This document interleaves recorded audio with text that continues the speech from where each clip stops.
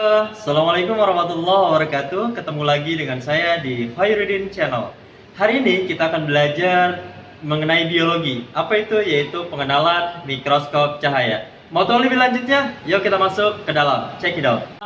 Hari ini kita sudah ada di ruang lab, ya, lab biologi. Hari ini kita akan mengenal salah satu alat yang sudah tadi saya bilang, yaitu tentang mikroskop.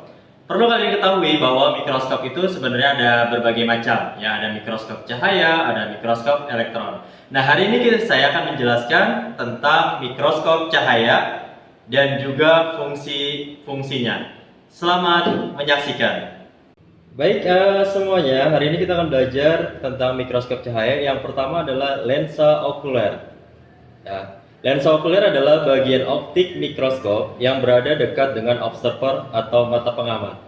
Fungsinya adalah membentuk bayangan yang bersifat maya, tegak, diperbesar, sehingga bayangan tersebut dapat dilihat langsung oleh observer. Lalu yang kedua yaitu lensa objektif. Nah, ini ya. Lensa objektif ini adalah fungsinya untuk membentuk bayangan pertama yang bersifat nyata, terbalik, dan diperbesar. Lalu yang ketiga adalah tabung mikroskop. Nah, ini ya yang panjang itu ya, tabung mikroskop ini disebut juga sebagai tubus ya, atau bagian non-optik mikroskop. Fungsinya adalah untuk mengatur fokus ya, dan juga sebagai penghubung antara lensa okuler, oke, dengan lensa objektif.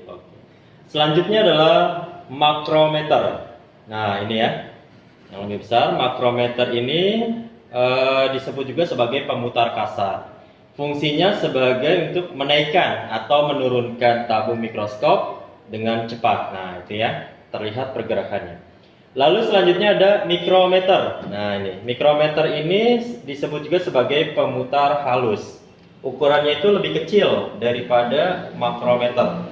Nah, fungsi dari mikrometer ini sendiri adalah menaikkan atau menurunkan tabung mikroskop dengan lambat. Lanjut, selanjutnya adalah revolver. Ya, revolver ini disebut juga sebagai pemutar lensa. Nah, ya, pemutar lensa. Fungsinya adalah mengatur pembesaran lensa objektif untuk memudah pengaturan nilai pengamatan dari mikroskop. Kata kuncinya ketika kita ingin menggantikan lensa objektif sampai berbunyi klik ya. Oke. Lanjut adalah reflektor, yaitu cermin ya. Nah, ini dia. Reflektor ini atau disebut juga sebagai cermin pengatur. Fungsinya adalah memantulkan cahaya dari cermin ke objek pengamatan. Jadi reflektor ini dibagi menjadi dua jenis.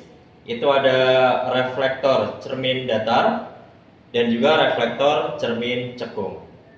Lanjut masuk ke diafragma. Oke, nah ini diafragma ya. Dikenal juga sebagai pengatur cahaya, ya, bagian mikroskop yang berada di bagian meja preparat.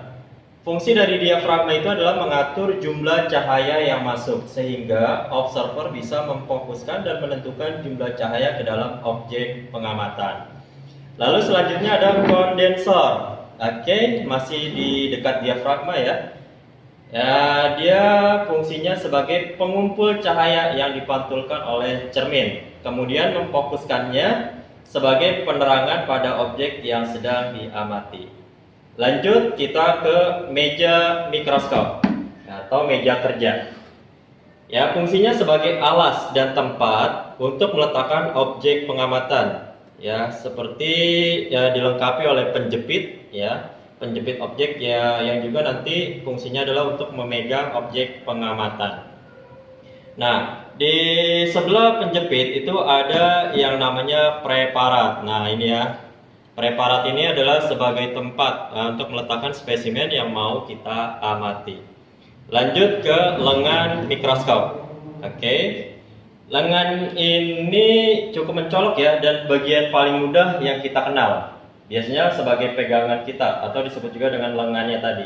Fungsinya adalah sebagai pegangan ketika mikroskop akan dipindahkan atau dibawa menuju satu tempat ke tempat lain. Lalu kita beranjak ke kaki mikroskop. Nah, ya, ternyata mikroskop punya kaki ya. Fungsinya untuk apa? Penyangga. Nah, ya, penyangga atau penopang mikroskop agar dia bisa berdiri dengan kokoh. Lalu masuk ke sendi inklinasi. Oke, nah sendi inklinasi ini adalah bagian terakhir dalam mikroskop. Ya, itu dia. Nah, sendi ini disebut juga sebagai pengatur sudut. Ya, sesuai dengan namanya, bagian sendi ini berfungsi sebagai mengatur derajat kemiringan atau sudut tegak mikroskop yang diperlukan oleh observer.